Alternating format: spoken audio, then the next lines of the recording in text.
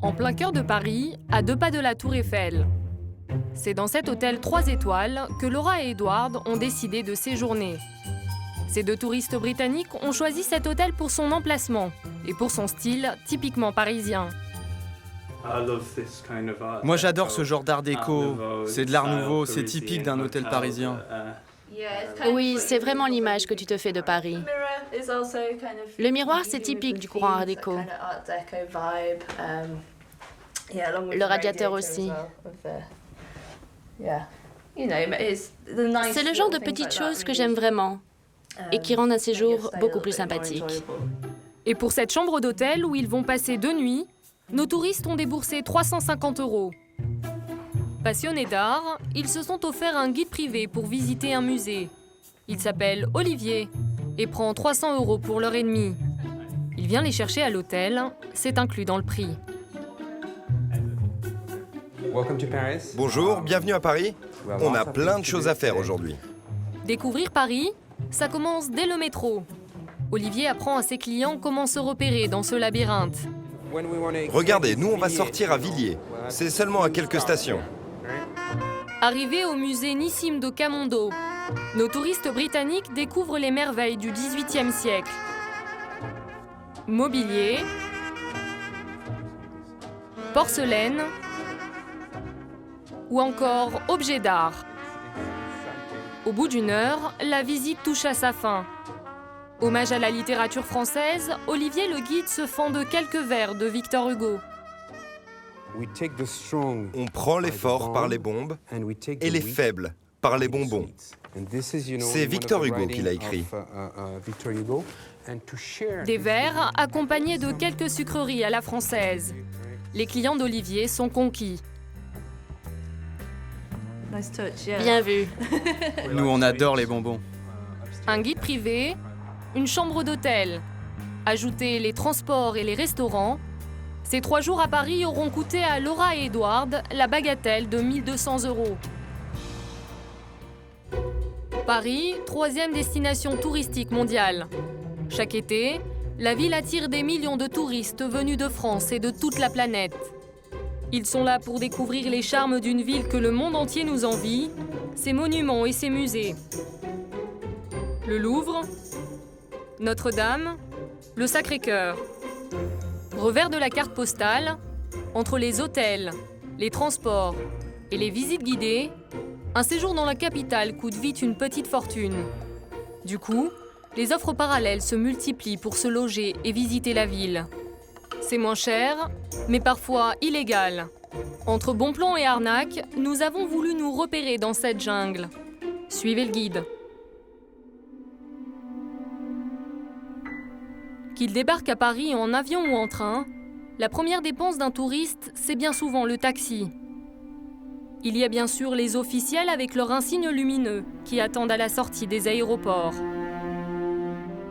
Mais si l'on se munit d'une caméra discrète, c'est un autre manège qui attend les voyageurs avant même de sortir du terminal. You give me 80, it's okay, 80? Direct départ immédiat. I make 2 pence, I make 60. Price is nice.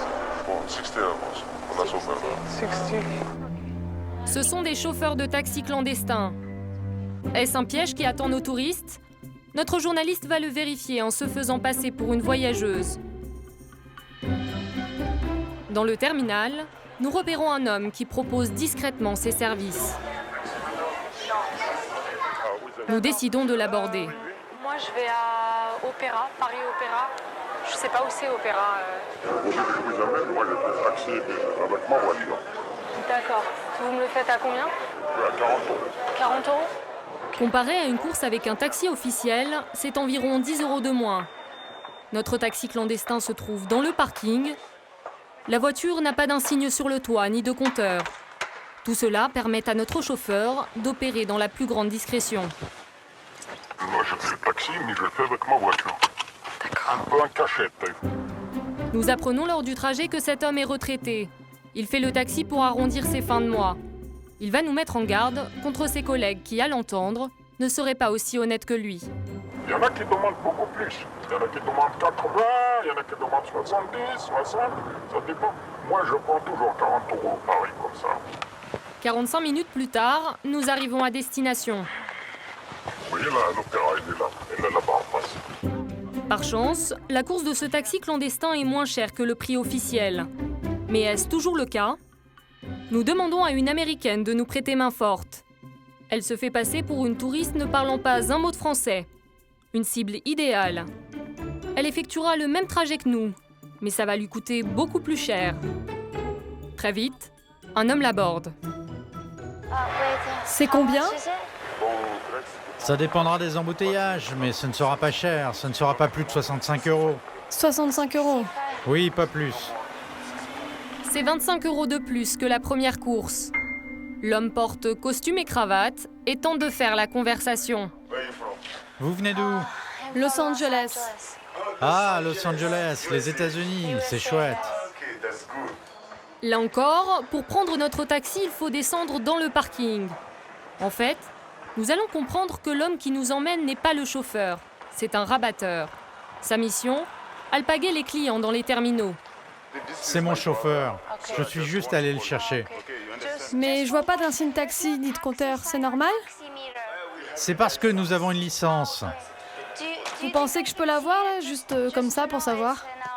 Je pourrais vous donner un reçu si vous voulez. Pour nous rassurer, il promet de nous remettre un reçu à la fin de la course. À 65 €, ils sont plus chers qu'un taxi officiel. Et pourtant, il nous assure que nous faisons une bonne affaire. On est moins cher que ceux qui mettent le compteur.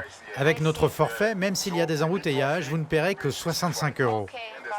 Ah, donc c'est moins cher. Avec les taxis qui mettent le compteur et les embouteillages, vous pouvez payer 80, 85 ou 90 € même. Arrivé à destination, le chauffeur, mine de rien, va tenter de faire monter la note. 80 €, s'il vous plaît. 80? Ah bon, mais on m'a dit 65. Et bien évidemment, nous n'aurons pas le reçu promis.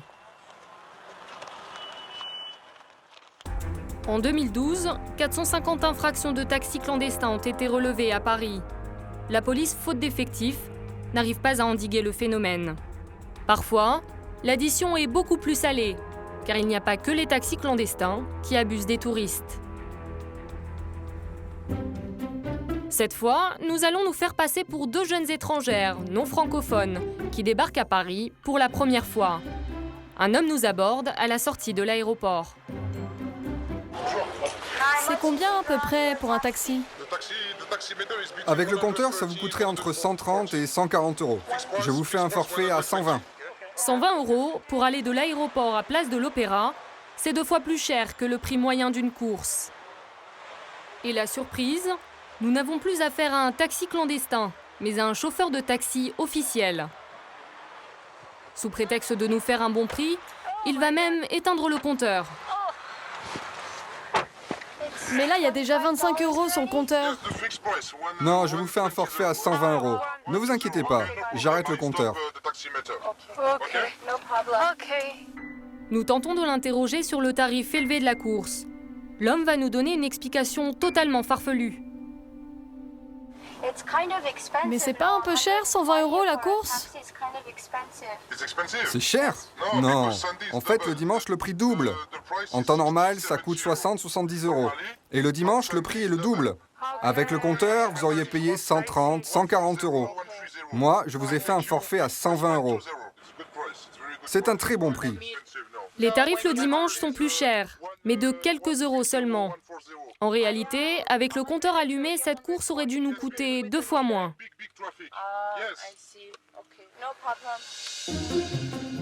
Mais pour un touriste qui séjourne à Paris, les transports ne sont pas la principale dépense. Le plus gros poste, c'est bien sûr l'hébergement. En haute saison, une nuit d'hôtel ne coûte pas moins de 120 €. Face à de tels prix, de nouvelles offres bien meilleur marché se multiplient en parallèle.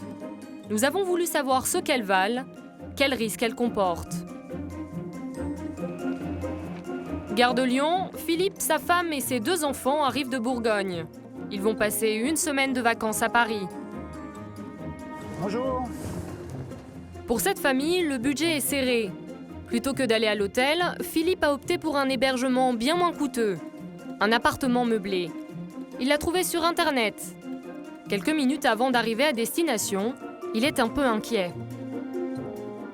C'est quelque chose de nouveau pour nous. Et c'est vrai qu'on a trouvé cette solution plutôt intéressante et on verra si ça représente bien ce qu'on a pu voir sur Internet.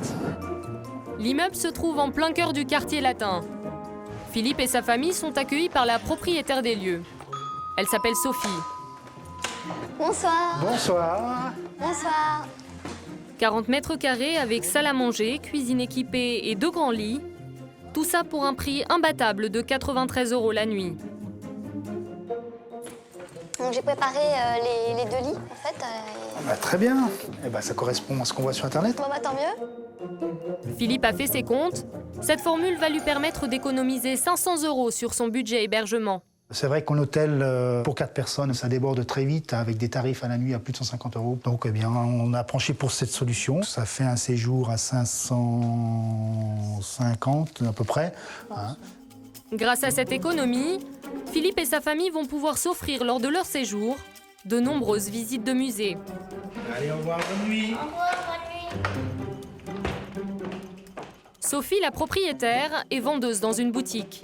Cet appartement, c'est sa résidence secondaire. Elle le loue pour des périodes de courte durée. Ça s'appelle de la location saisonnière.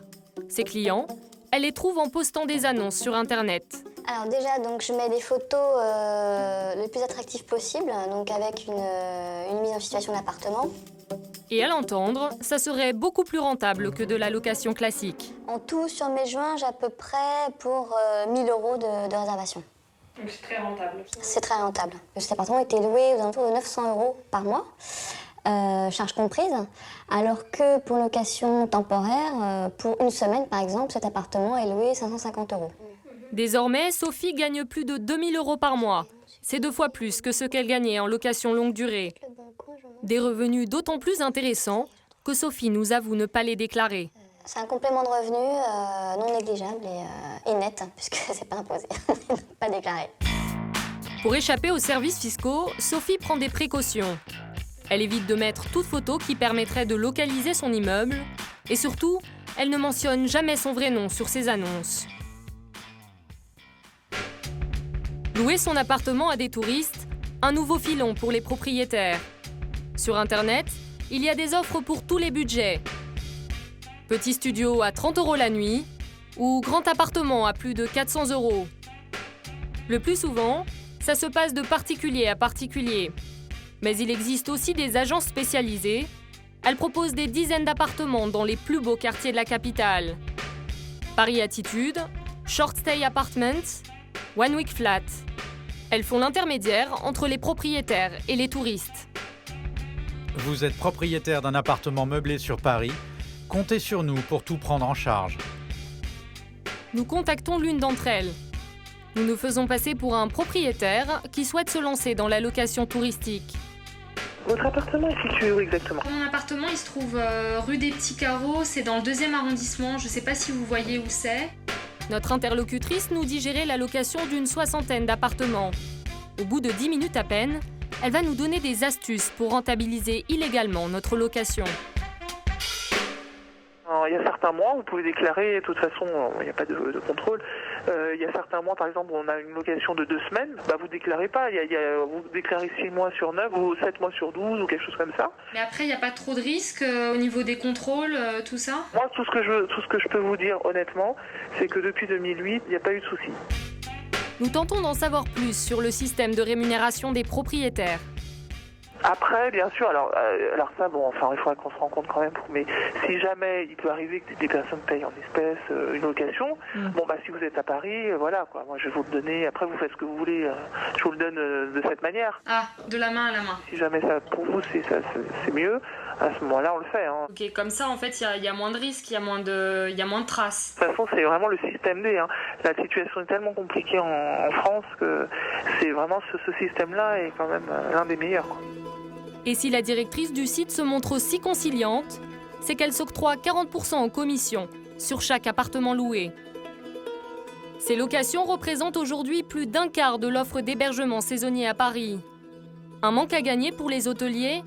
À leurs yeux, il s'agit d'une concurrence déloyale. Mais les propriétaires ont-ils bien le droit de louer leur appartement à des touristes?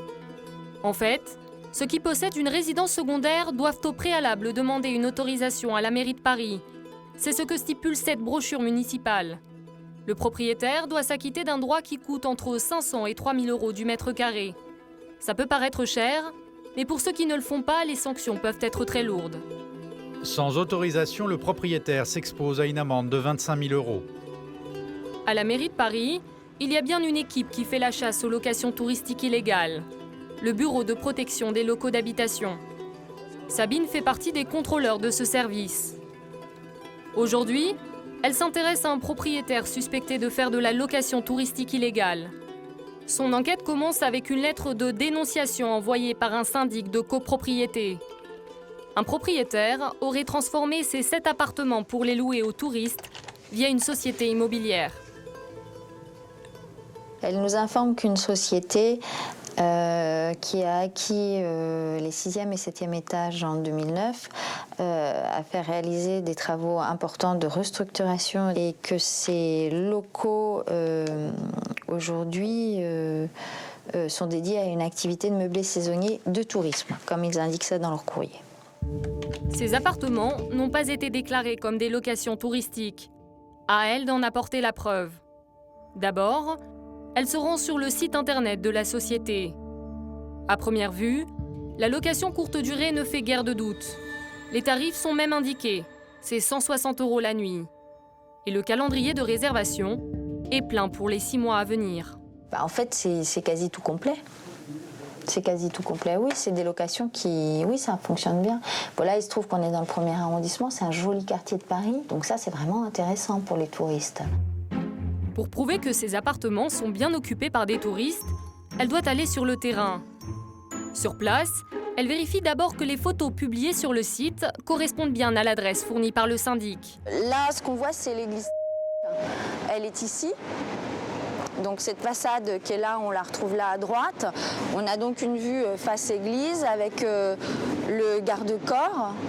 Donc voilà, si on compte les étages, on est au 6e avec pile le garde-corps. Donc là, pour moi, il n'y a aucune ambiguïté. On est bien à l'adresse qu'il nous faut. Donc, voilà, je vous propose qu'on rentre et qu'on aille voir ce qui se passe.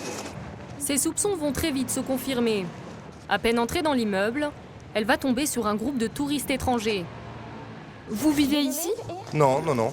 Sabine tente de savoir si ces vacanciers séjournent bien dans les appartements qu'elle a repérés. Vous êtes en vacances ? Oui. Oui. Oui, oui. Où êtes-vous dans l'immeuble ? Au 6e étage. C'est cet appartement ? Pour être sûre, elle leur montre même le plan de l'appartement récupéré sur le site.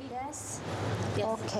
Donc du coup là c'est vraiment super parce que là les personnes ont identifié un des locaux du 6e étage. Donc pour moi la location de courte durée elle est attestée. Ces touristes ne risquent rien.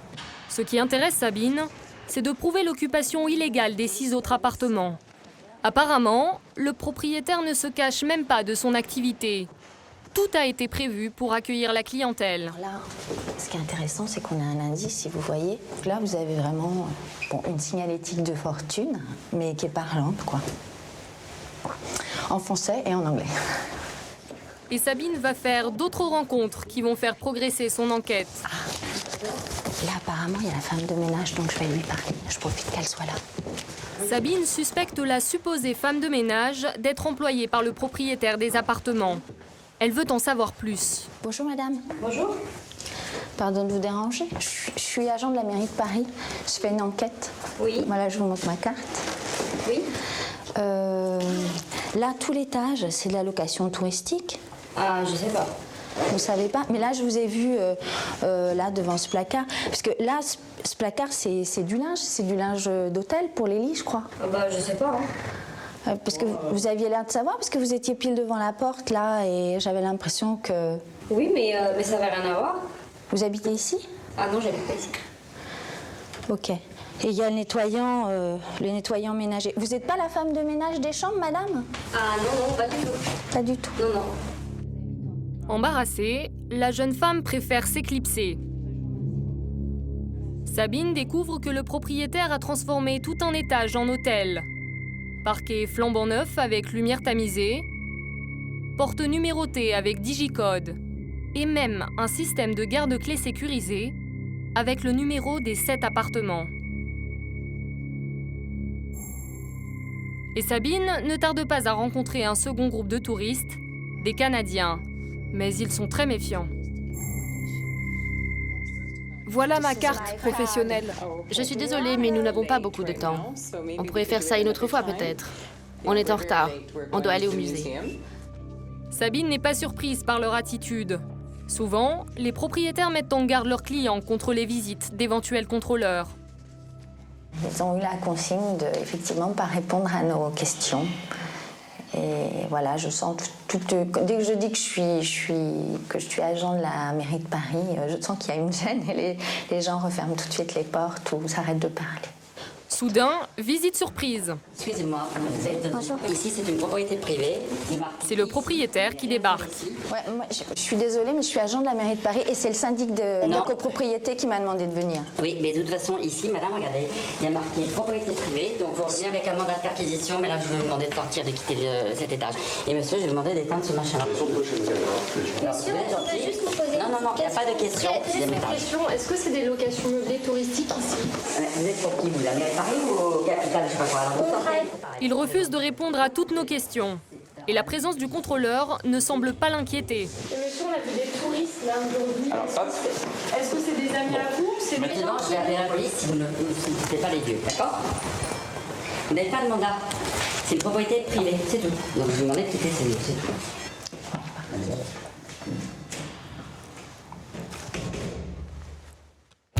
Sabine s'en va. Son statut ne lui permet pas d'aller plus loin. Elle a recueilli assez d'éléments pour rédiger son rapport. Le propriétaire risque gros. Si la location saisonnière illégale des 7 appartements est avérée, il encourt une amende pouvant aller jusqu'à 175 000 €. Mais apparemment, ça ne fait pas peur aux propriétaires. Depuis 2012, seule une dizaine ont été épinglés. À Paris, 20 000 appartements serviraient à de la location touristique. Les chambres d'hôtel sont chères et pas toujours disponibles. Voilà pourquoi les touristes peuvent être tentés par ces offres parallèles. Et surtout, réduire les dépenses d'hébergement, ça permet de s'offrir les incontournables visites guidées. Car on vient d'abord à Paris pour ses monuments et ses musées. Souvenez-vous, nos deux Britanniques, Laura et Edward. Ils avaient déboursé 300 € pour s'offrir les services d'un guide officiel. Une formule onéreuse. Mais sur Internet, de nouveaux sites proposent des visites à des prix imbattables. Comme le Versailles Tour, proposé par ce site. Pour seulement 30 €, l'agence promet un tour complet du château de Versailles. Est-ce vraiment une bonne affaire? Comme l'agence a refusé que nous filmions les visites, nous décidons de nous rendre à Versailles. Ce jour-là, une vingtaine de touristes hispaniques ont choisi le Versailles Tour. Tous rêvent de découvrir le château mythique. Pour certains, c'est même le clou de leur voyage à Paris. C'est un lieu emblématique de la Révolution française, quand ils sont venus chercher Marie-Antoinette pour la guillotiner. Je voulais savoir ce qu'il s'était vraiment passé. C'est pas la même chose de lire dans les livres que de venir ici. Leur guide, un jeune homme qui parle un excellent espagnol, conduit la visite. À première vue, tout se passe très bien. Le groupe part à la découverte des jardins dessinés il y a près de 400 ans par le paysagiste du roi, André Le Nôtre. Mais après 3 heures de visite, les touristes vont avoir une déconvenue. Et là, on arrive à la fameuse galerie des glaces. Elle fait 73 mètres de long. La fameuse galerie des glaces, dont le guide fait la minutieuse description, ses clients n'en verront que la façade. La visite de Versailles, vendue à un prix défiant toute concurrence, ne comprend pas l'accès au château. Sur les forums, nous trouvons les témoignages de nombreux touristes désappointés. Ce tour est nul. C'est bien pour ceux qui veulent jeter leur argent par les fenêtres. On était très déçus. On ne le recommanderait à personne. Tour de Versailles décevant. C'est juste une balade dans les jardins de Versailles. Si les touristes avaient bien lu l'annonce, ils auraient vu qu'ils devaient débourser 15 € de plus pour avoir accès au château. Mais la visite se déroule alors sans guide. Nous avons contacté l'agence pour avoir des explications. Voici sa réponse. Si les informations écrites sur le site internet peuvent porter à confusion, soyez certaine que nous allons effectuer les modifications nécessaires dans les plus brefs délais. Si la visite s'arrête aux portes du château, c'est que cette agence emploie des guides non professionnels. Ils ne sont pas autorisés à conduire des visites dans les monuments et les musées.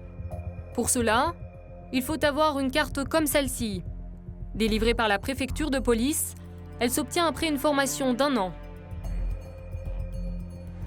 Patrick a travaillé pour cette agence de tourisme pendant 1 an. Il a accepté de témoigner anonymement. Cet Australien de 24 ans, étudiant en informatique, explique n'avoir aucune qualification pour exercer ce métier. Non, moi je suis juste un amateur.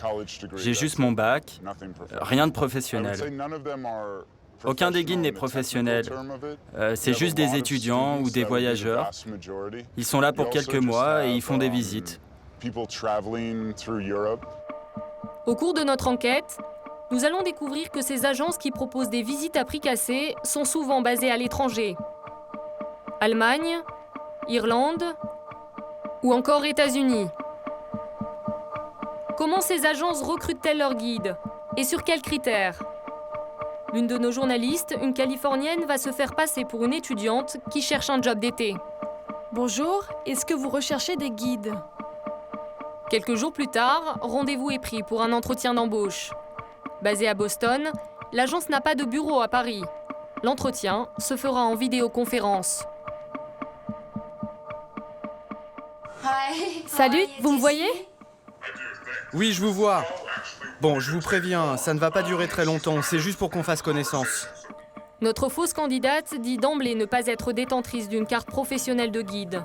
Et ça ne pose aucun problème à notre interlocuteur. Dites-moi, qu'est-ce qui vous intéresse le plus dans ce métier? Il va nous interroger vaguement sur nos expériences. Notre journaliste fait exprès d'afficher une connaissance sommaire des monuments parisiens. J'ai déjà été à Versailles et dans les catacombes. J'ai aussi vu le film Marie-Antoinette. Ça, c'était vraiment super. Ok, donc ce que je vous conseille, c'est de faire quelques recherches sur Internet. Vous connaissez bien le Louvre?